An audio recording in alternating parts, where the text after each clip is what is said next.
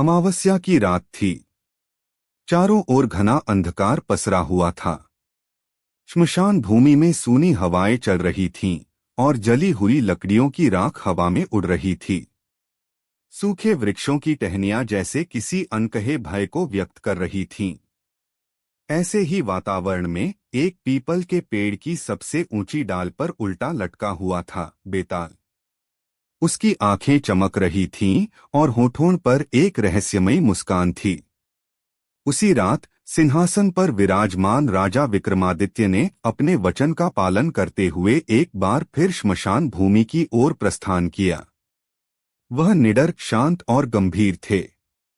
उनके वस्त्र साधारण थे पर उनका व्यक्तित्व तेजस्वी था। उनके हाथ में तलवार थी और मन में एक ही उद्देश्य, बेताल को पकड़कर साधु के पास पहुंचाना।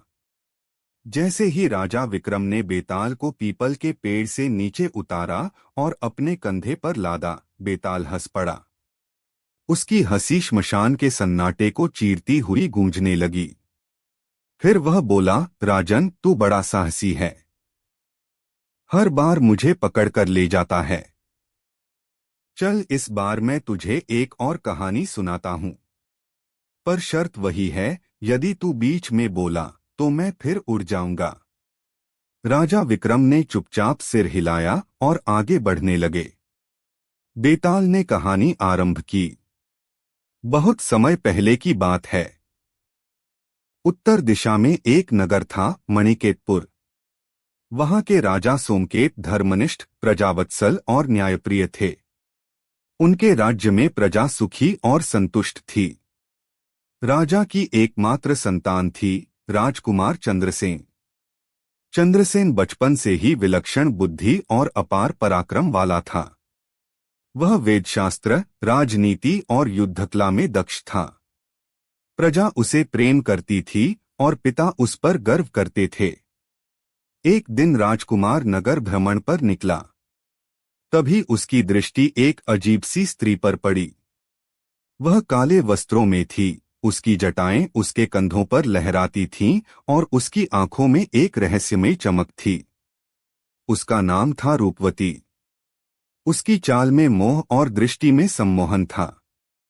राजकुमार उसे देखते ही मोहित हो गया। वह दिन प्रतिदिन रूपवती से मिलने जाने लगा। धीरे धीरे उसका मोह इतना बढ़ गया कि उसने पिता से झूठ बोलना, राजकाज से दूर रहना और यहाँ तक कि अपने कर्तव्यों से मुंह मोड़ना आरंभ कर दिया। राजा सोमकेत चिंतित हो उठे। उन्होंने मंत्रीगणों से चर्चा की, परंतु कोई समाधान नहीं निकला। एक रात राजकुमार महल से चुपचाप निकल गया और रूपवती के साथ जंगल में जा बसा। वहां उन्होंने एक छोटी सी कुटिया बनाई और राजकुमार वहीं रहने लगा। रूपवती ने उसे साधना का बहाना बनाकर अनेक प्रकार के कठिन व्रत और तप करवाए। लेकिन असल में वह कोई साध्वी नहीं, एक मायावी राक्षसी थी जो राजकुमार की जीवन ऊर्जा को धीरे धीरे चूस रही थी। कुछ ही महीनों में चंद्रसेन दुर्बल और रोगग्रस्त हो गया। उसका चेहरा पीला पड़ गया था, आंखों में न चमक रही, न शरीर में बल। वह धीरे धीरे मृत्यु की ओर बढ़ रहा था। फिर एक रात जब वह अर्धनिद्रा में था, उसे एक स्वप्न आया। स्वप्न में एक वृद्ध तपस्वी प्रकट हुआ। उसकी आंखों में करुणा थी पर स्वर में कठोरता। उसने कहा, हे बालक, रूपवती कोई साध्वी नहीं, अपितु एक मायावी दानवी है। यदि तू सूर्योदय से पूर्व इस जंगल से न निकला तो वह तुझे पूर्णतः निगल जाएगी। चंद्रसेन की नींद टूट गई। उसने देखा कि रूपवती अग्नि के सामने बैठी कोई रहस्यमय मंत्र जप रही थी। उसे अब अपने प्राणों की रक्षा करनी थी। वह चुपचाप उठा और अंधकार में ही जंगल से भाग निकला।